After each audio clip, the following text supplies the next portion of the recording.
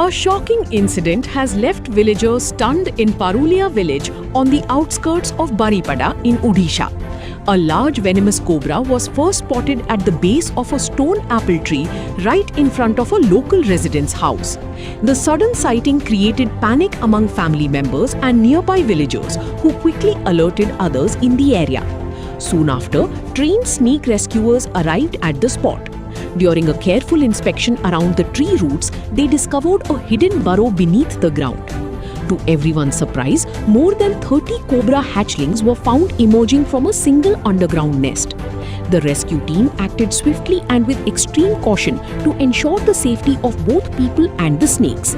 All the hatchlings were carefully rescued, while the adult cobra had earlier caused widespread fear in the village. The incident has once again highlighted the increasing movement of wild reptiles into human habitats during the rainy season, reminding residents to stay alert and immediately inform wildlife rescue teams in such situations.